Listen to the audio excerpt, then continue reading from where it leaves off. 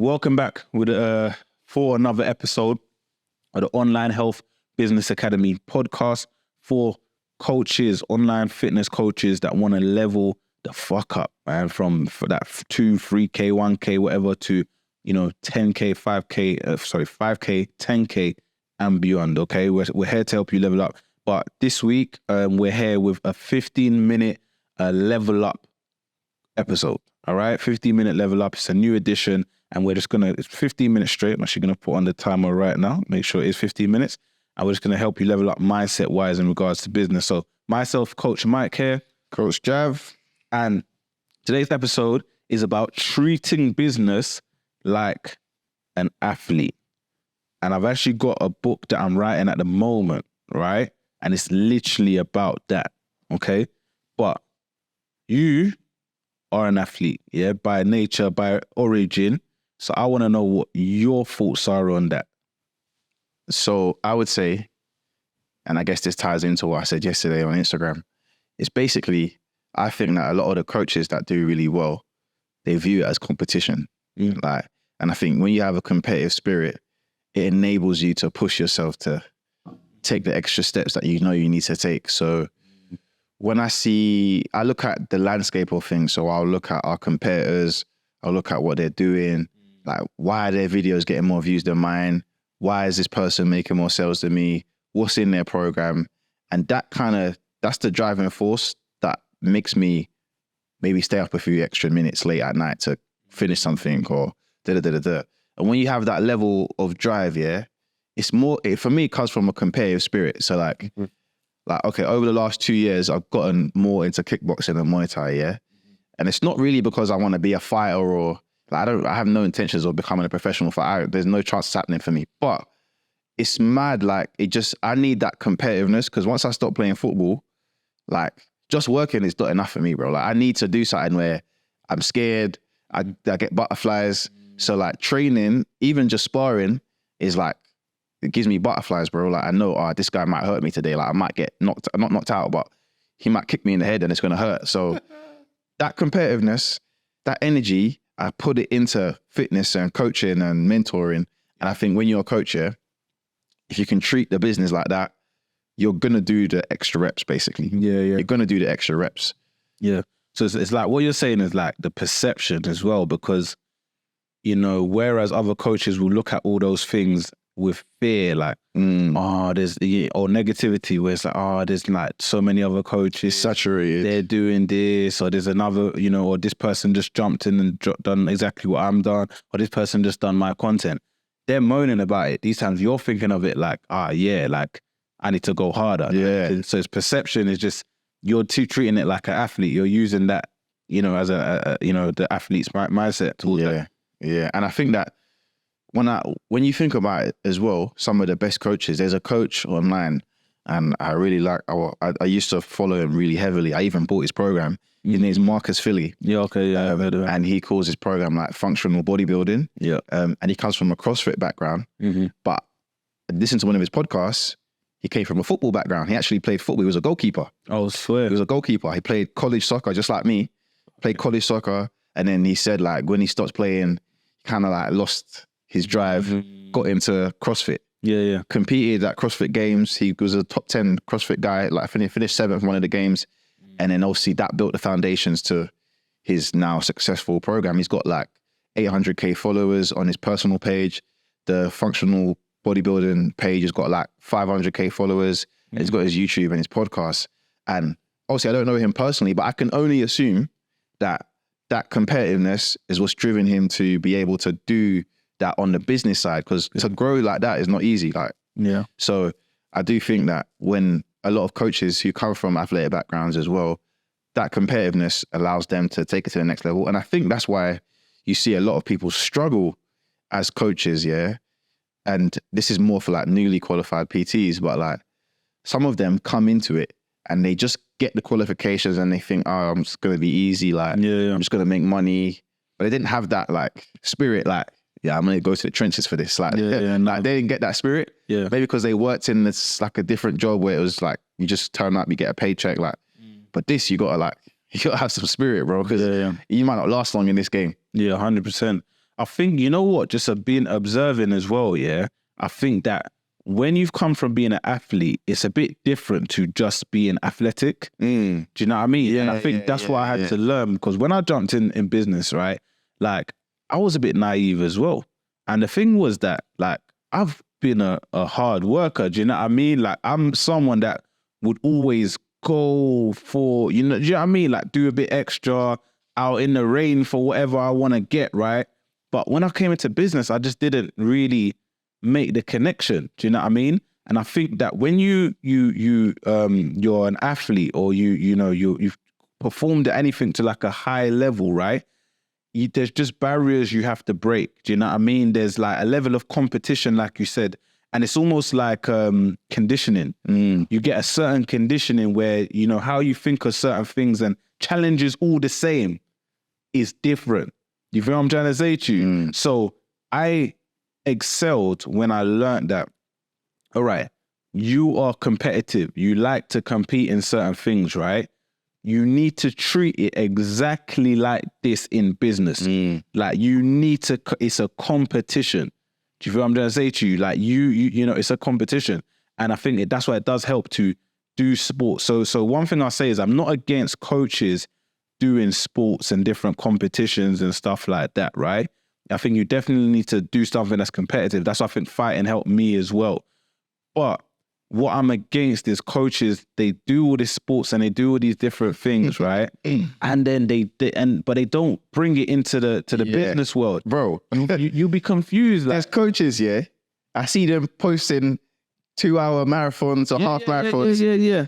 And they put in 2 hours of work in the business, bro. Business. And I'm like, fuck the marathon for a second. Because you're doing 2-hour marathon training and posting about on IG, but you're not sending no DMs or having a convo or posting actual content that's going to help somebody. Yeah. Do you know what I think that is? Go on. I think that, yeah, I'm going to say this straight. I'll be very honest, yeah. Fuck High Rocks. For a lot of you coaches, you need to fuck off High Rocks. And you know why they need to fuck off High Rocks, right? I'm being honest here. Because you're just staying in your comfort zone. I think, like, I look at High Rocks. High Rocks is hard though, bro. Let me tell you something though. I look at High Rocks and I look at CrossFit, yeah, and I think, brother, I can do this shit. You think that, brother, like, you think that I can't train? Of course I'm gonna have to train. But what am I doing? I'm lifting weights, I'm flipping running, I'm doing shit I've been doing from a kid. Do you feel what I'm saying? I don't look at CrossFit and it doesn't give me that butterflies. I look at shit that I find hard. I get out of my comfort zone, and I think that's the difference between me and you, bro. Me and you and them. We go into the ring, we go fight as people who didn't grow up as 15 and taking boxes in our face. Why don't most coaches do that? Because they stick to what they're used to, bro. Bro, I'm doing a triathlon this year. I'm in the pool 3 times a week, bro. I couldn't swim. Now I'm doing laps, because I could do so many different things. I thought, I want to do the scariest shit. I want to go in the water. Do you feel what I'm trying to say to you? So that's why I say I think a lot of coaches, you need to fuck off High Rocks, because you're doing the shit. Like, I've never heard of a coach, I failed High Rocks today.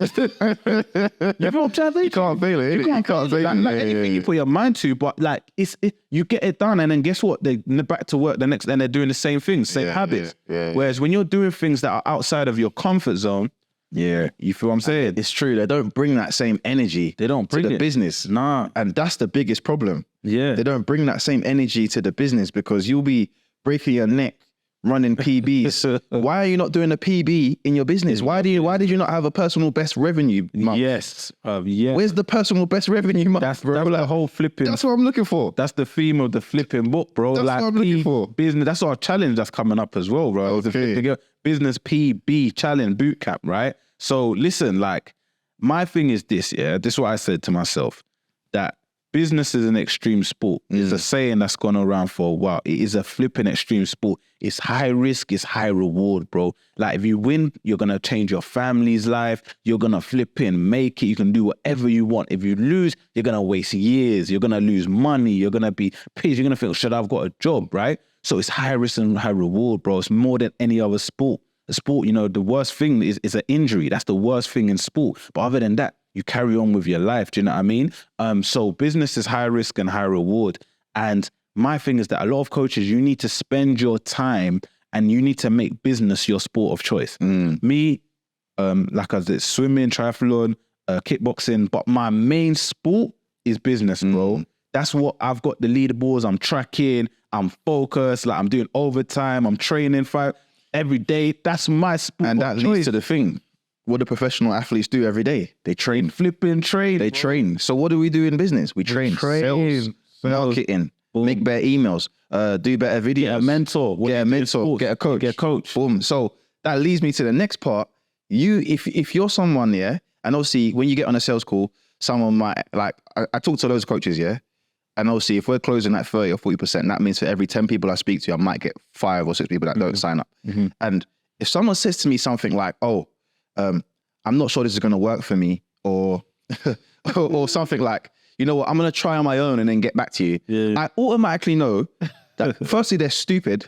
But the next thing I know is that they haven't got that drive, that mentality, because that doesn't make sense. Like logistically, it doesn't make sense, because if we've been speaking and I spoke about your business and you just told me that you've been trying on your own for the last year and a half, why would you try on your own for another 6 months and fail? Continue doing instead of getting a coach who's going to help you get there. So I already know their mentality is wrong. But an athlete, you got to think about it. That's why I always knew when I thought about it, I always knew I'd probably pay someone to help me, because in anything I've done, I've always had someone to help me. Even the best athletes in the world, LeBron James. They do more. They do more, bro. And they have more coaches. He's got a recovery coach. Exactly. He's got a nutritionist. And Jordan was the same. That's why you see, what's his name, Tim Grover. Right. Him and LeBron both, not LeBron, Kobe had the same thing. Where they already had the ones for the team.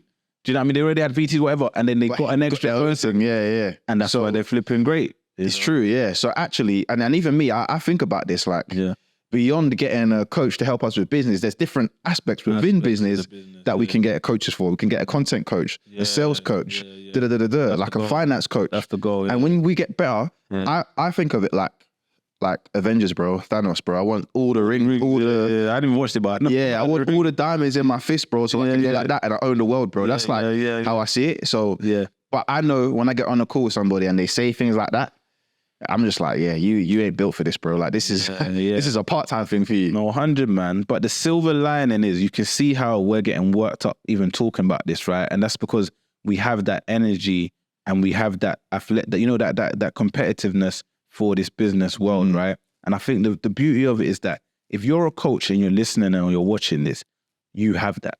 And that's why Gary Vee made a video when he says, like, he laughs at fitness coaches, like, because they talk all this hard work, this, that, and all of that, but then they won't even just get out of their comfort zone with content or do these things, right? And apply the same sort of things and be consistent. And you have that in you. You have that in you, but you just need to make that mental switch to, like, oh, this business thing is a sport. It's a fucking sport, and I need to master it. I need to get all the cards in my favor. I need to get a coach. I need to be a part of a team. I need to, do you know what I mean? And I need to put in the overtime. I need to be aggressive with it. You feel what I'm trying to say to you? Like, if you have a game and you missed a bunch of shots, you let the ball go, like you gave the ball away, all of this stuff, bro, you're gonna be like, no, I need to fix up. You know, if you're a good athlete, I'm like, I need to fix up. I need to work on this. Right. You're gonna think, what are my weaknesses? You're going to think, what are my weaknesses, right? And you're going to try and improve your weaknesses. These are all the similarities. So I think that if you're just a coach, and the problem is a lot of coaches aren't athletes. And funny enough, those are the ones who really don't really make it. A lot of coaches aren't athletes. They've just gotten into the gym. They've done a bit of the gym. So I think you need to understand the idea of athleticism. You need to understand, a sport. Study a great, study any great. It doesn't even have to be a sports great, because you're going to understand what being competitive and being an athlete in business is. And that's just by studying. What's the documentary? The Michael Jordan one? You have to watch that, bro. Everyone has to watch that. What's it called? The Last Dance. You have to watch it. Yeah. Because Michael Jordan, I think that documentary kind of breaks down what it's like to be in a professional team environment with greats. Yeah. And obviously I've played football my life, Obviously I've never been in a team with someone at the level of Michael Jordan. Yeah. But when you're in a competitive team that has winners in there, they're like, there's no being nicey, bro. Like, there's personalities in there, bro. And like, okay, me and you, we argue a lot, yeah? Yeah. But it's because we want to win, bro. It's not because I don't like you or you don't like me.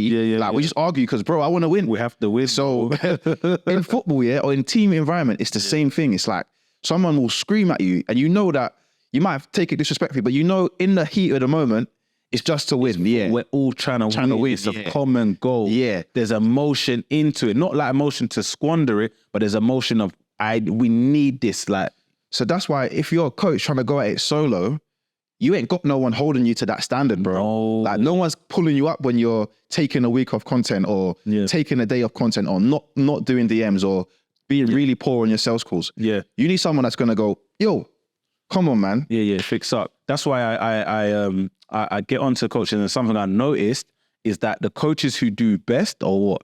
They're on a calls. They're on a weekly webinars, right?